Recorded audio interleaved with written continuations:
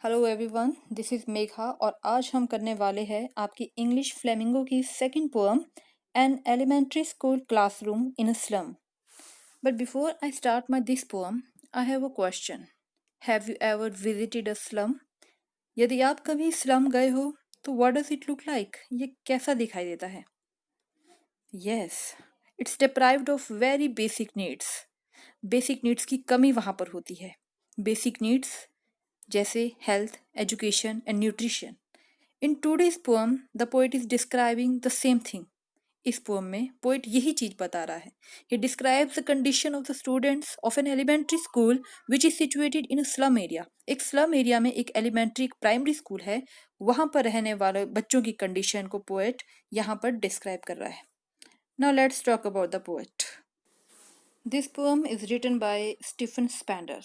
Stephen Spender जो है वो एक इंग्लिश एसेइस्ट भी है पोएट के साथ साथ, और उनके जितने वर्क्स हैं मेनली कंसंट्रेटेड है on the themes of social injustice and class struggle. Class inequalities वो बता रहे हैं, और इस पोएम में भी उन्होंने यही डिस्क्राइब किया है, two types of class, rich class and poor class. He is showing two different words here, the word of the rich people and word of the poor people, और इन दोनों को उन्होंने यहाँ पर कंपेयर किया है। Now let's start the poem with stanza first. Far, far from gusty waves, these children's faces. Gusty waves means strong waves. Gust का मतलब वैसे होता है strong breeze और strong wind, यानी कि तेज हवा। तो gusty waves हो गया तेज लहरें। फार फार का जो रेपिटेशन हुआ है उससे स्पेंडर जो पोएट है वो एम्फोसाइज कर रहे हैं कि एक नॉर्मल लाइफ से ये पुअर चिल्ड्रन बहुत ही ज़्यादा फार है, बहुत ज़्यादा दूर है। These childrens are far far away from the gusty waves, from the lap of nature, from the enjoyment of nature. By gusty waves poet बताना चाहते हैं लाइफ की ब्राइट और एनर्जेटिक साइड को, ऐसी लाइफ जो फुल ऑफ एंजॉयमेंट है, जो बहुत लाइवली है। दिस एनर्जेटिक लाइफ डिलाइट्स अस, ये हमें खुशियां देती है अगर लाइफ एनर्जी से भरपूर होगी। But the poor children of the slum are far away from this bright hopeful life of rich world outside their slum. उनके पैथेटिक स्लम से बाहर की जो लाइफ है, life of energy, life of enjoyment, उससे ये बच्चे काफी दूर है। लाइफ की हर बेहतरीन चीज उनके पहुंच से दूर है। This childrens faces like rootless weeds. अब यहाँ पर पोएट बच्चों के फेसेस को डिस्क्राइब करता है कि जो स्लम एरिया के बच्चे हैं इनके फेसेस अनकैम्प्ड और डर्टी है, और उनके जो हेयर है वो भी कैसे है, अनकॉम्ड है, और पूरे चेहरे में बिखरे पड़े हुए हैं। पेल फेसेस है उनके। पेलर का मतलब PALLOR का मतलब उनके फेसेस जो है वो पेल है। Pale faces represent both unhealthy lifestyle and hopelessness. और उनको किसके साथ कंपेयर किया है यहाँ पर, like rootless weeds. Rootless weeds होते हैं जंगली पौधे, और जो जंगली पौधे होते हैं ना, weeds, these are unwanted wild plants. और हम क्या करते हैं, we try to plug them out. तो these slum children are also like weeds, unwelcomed and unwanted by the rich. These are pale because of malnutrition and unhealthy lifestyle. The tall girl with her weighed down head, the paper seeming boy with rat's eyes.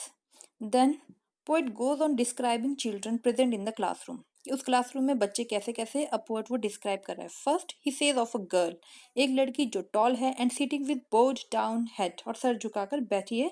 क्यों? Because she was overloaded and overburdened with the difficulties and struggles of life. Life में इतने struggles है उसके कि बेचारी ओवरबर्डन्ड हो गई है। She is tired and exhausted, she can't even seat straight.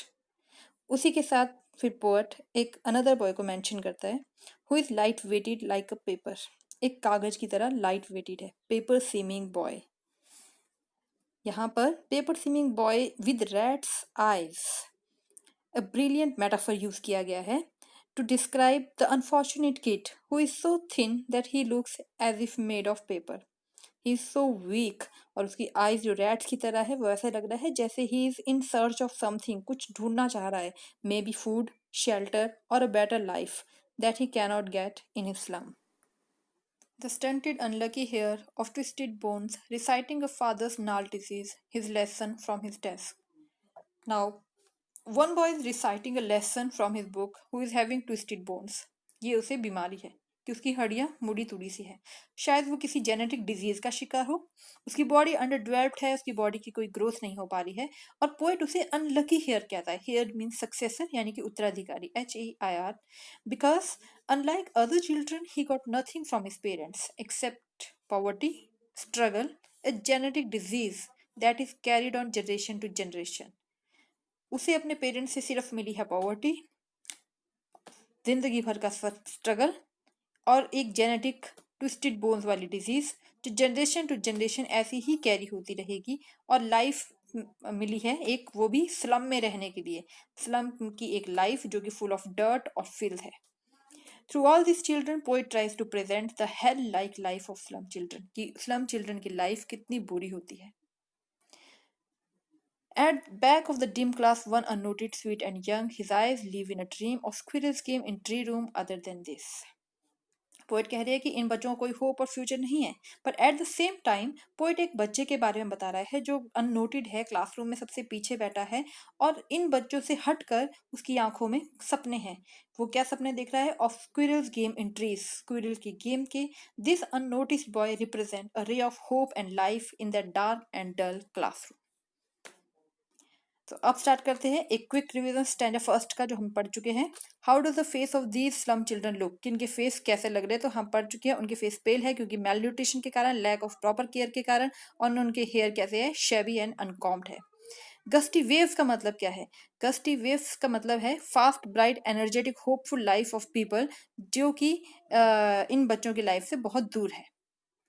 Unlucky hair किसे कहता है? The poet call the boy unfortunate successor because unlike other children he inherited nothing from his parents. Children को किसके साथ कंपेयर किया गया है? Rootless weeds के साथ कंपेयर किया है क्योंकि वो भी जंगली पौधों की तरह है, इनसिक्योर और अनस्टेबल लाइफ जी रही है। Tall girl weighed down head के साथ क्यों बैठी है? Because she is overburdened of poverty. On sour cream walls donations, Shakespeare head cloudless had dawn civilised dome riding all cities. अब जो क्लासरूम की वॉल्स है वहां पर डोनेशंस की कुछ गिफ्ट, कुछ चीजें लगी हुई है, जैसे कि शेक्सपियर की पिक्चर्स, सिविलाइज डोम, क्लाउडस डॉन, ये सभी वहां पर पिक्चर्स लगी हुई है। लेकिन बच्चों को इनसे कुछ भी लेना देना नहीं है, they all are meaningless for the children. क्यों? क्योंकि जो पिक्चर्स वहां पर वॉल्स में लगी हुई है all represent hope, nature's beauty and progress of human civilization, knowledge, ये सब वो चीजें पिक्चर रिप्रेजेंट करती है जो कि स्लम चिल्ड्रन सोच भी नहीं सकते। पोइट यहाँ पर कह रहा है कि there is no relevance of these things to the word of slum, the children of slum are limited to the word of their window. उनका फ्यूचर कैसा है? Their future is foggy, uncertain, dull, and dark, and they are confined to the narrow street of the slum enclosed by polluted sky. वो slum की narrow street में ही रहते हैं और उनके पास कुछ नहीं है, क्लियर स्काई नहीं है, पॉल्यूटेड स्काई है। तो एक बार फिर से रिपीट करते हैं क्विक रिवीजन कि शेक्सपियर स्टैचू क्या रिप्रेजेंट करता है, जो पिक्चर वहां लगी है। शेक्सपियर की पिक्चर रिप्रेजेंट करती है नॉलेज और एजुकेशन को, क्लाउडलेस स्काई रिप्रेजेंट करता है पॉल्यूशन फ्री स्काई को, सिविलाइज्ड डोम रिप्रेजेंट करते हैं रिच प्रोग्रेसिव सिविलाइज्ड वर्ल्ड को, और टायरस वैली रिप्रेजेंट करती है ब्यूटीफुल वर्ल्ड को। और ये चारों चीजें स्लम एरिया में रहने वाले बच्चों के कॉन्ट्रास्ट में है, इसीलिए बच्चों के लिए ये मीनिंगलेस है। These all children are miles away from the rivers and seas that indicate the adventure and enjoyment of nature. They are also far away from the window that can empower their future. A narrow street sealed in with a lead sky, यानी कि pollution से भरपूर उनका environment है जहाँ वो रहते हैं। फार फ्रॉम रिवर, नेचर से कोसों दूर, caps and star of words, इन सभी चीज़ों से बहुत दूर, कोई एडवेंचर लाइफ में नहीं है, कोई एन्जॉयमेंट उनकी लाइफ में नहीं है। So at last, in a nutshell, हमने देखा कि Stephen Spender has talked about the children living in slum and who are studying in an elementary school classroom, और साथ ही ये पोम दर्शाती है स्लम एरिया में रहने वाले बच्चों की नाउमीदी और निराशा को।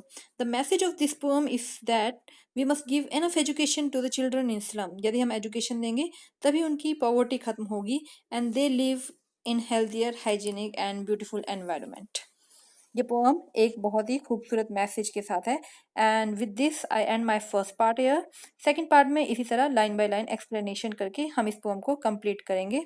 Thank you and good bye.